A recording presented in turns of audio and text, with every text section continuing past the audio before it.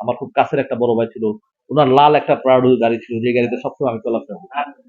হ্যাঁ, নারায়ণগঞ্জের সোনারগাঁ, হ্যাঁ, থাকে মোহাম্মদপুরে, আমার খুব কাছের ভাই।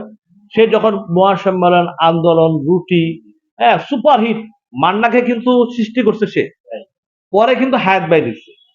নায়ক মান্না ভাইকে কিন্তু সৃষ্টি করছে সে, পরে হায়াত ভাই দিচ্ছে। তখন মান্না ভাইকে নিয়ে যখন শুটিং করতো, ওই শুটিং স্পটে যেতাম, থাকতাম, হ্যাঁ, খাইতাম, আড্ডা দিতাম, শুটিং এ দৌড়াই, মানে নাদিম ভাইয়ের খুব ঘনিষ্ঠ একটা, মানে আপন ভাইয়ের মতো ছিলাম। তারপর মাঝখানে আমি বাংলাদেশের বাইরে চলে যাই।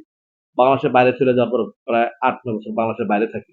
তারপরে ৮-৯ বছর পরে যখন বাংলাদেশের বাইরে থেকে যখন আমি আসি, আসার পরে তখন আমি ইন্ডাস্ট্রিতে ঢুকছি। এটা আমি ইন্ডাস্ট্রিতে যে আমি আমার নিজের পয়সা খাটায় বা কাজ করি, সেগুলো আমার প্রায় ১৫-১৬ বছর। এই ১৫-১৬ বছরে আমি আমি দেখছি, যখন আসলাম তখন ৪০০ ৪৫০ সিনেমা হল ছিল।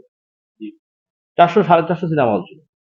সেইখানে এখন ৪০ থেকে ৫০টা হল আছে। মানে একটু হল ধরা যায় যাদেরকে, হ্যাঁ, এমন হল আছে ৪০ থেকে ৫০টা।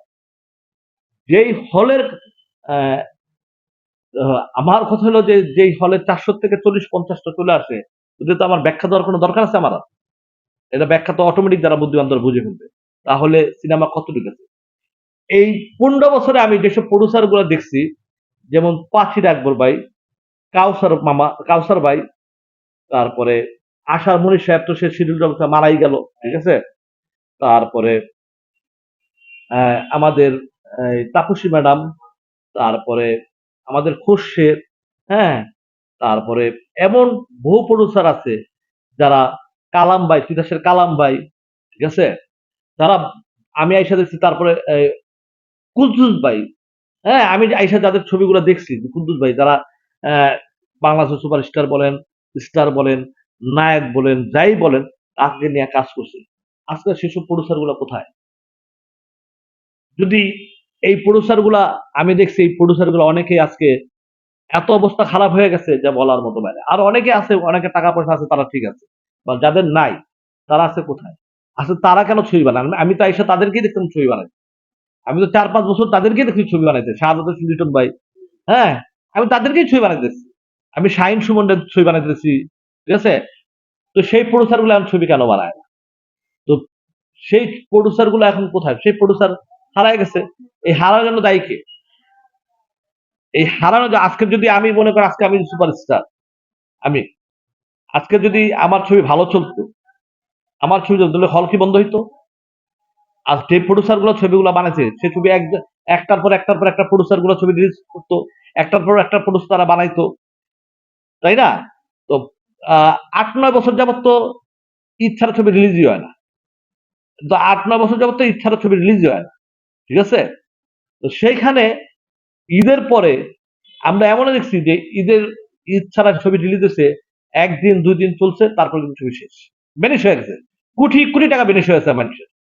মিঠুন দা, বাহার মানিক, বাহার মানিক ডাইরেক্টর ছিল, অনেক ছবি বানিয়েছে, সে লাস্টে আমেরিকাতে চলে গেল, লাস্টে আমেরিকাতে মারাই গেল, এই দুঃখে চলে গেল। এই বাহার মানিক, এমবি মানিক বা বাহার মানিক বলতো, হ্যাঁ, দুঃখেই চলে গেল। আমি বাহার মানিকের সাথে আমি দেখছি, সে ছবি বানাতে আমি দেখছি, হ্যাঁ, এই বাংলাদেশের এই চলচ্চিত্র যে অবস্থা, দুঃখে চলে লাস্টে আমেরিকাতে তাকে গুলি করে মেরেছে।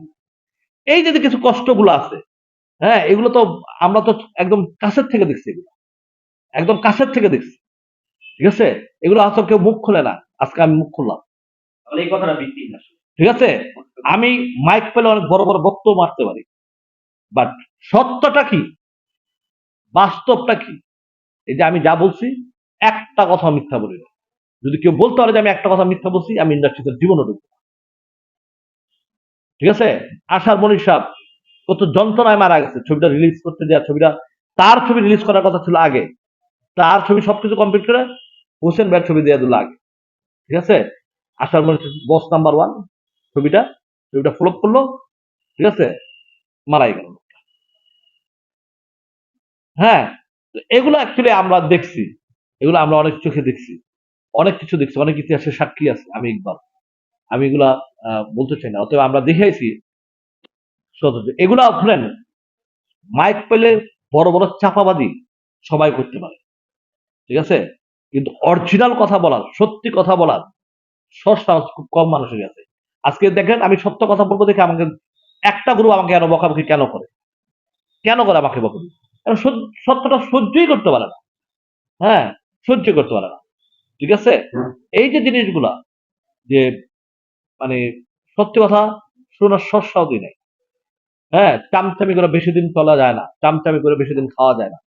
ঠিক আছে? আর আমরা বাঘের মতোই চলছি, মৃত্যুর আগ পর্যন্ত বাঘের মতোই চলবো। Thank you. ভাই আর আপনার সিনেমা আসলেই কেন একটু আলোচনা টালোচনা থাকে, আর অন্য কোনো সিনেমার ক্ষেত্রে হয়? এটা পাবলিকের ভালোবাসা, তোমাদের ভালোবাসা, এই জন্য আলোচনা থাকে। তবে রিভেন্স ইনশাল্লাহ নিয়ে দর্শকদের বেশি কথা রিভেঞ্জ বলে। দর্শকদেরকে অনেক বলছি, এবং দর্শকদের এখনো বলি, রিভেঞ্জ ছবি দেখলে আপনার কনফার্ম থাকেন আপনি ছবিটা আরেকবার দেখতে যাবেন। 100% আমি আপনাকে গ্যারান্টি দিতে পারি আপনি আরেকবার ছবি দেখতে পারেন। ঠিক আছে?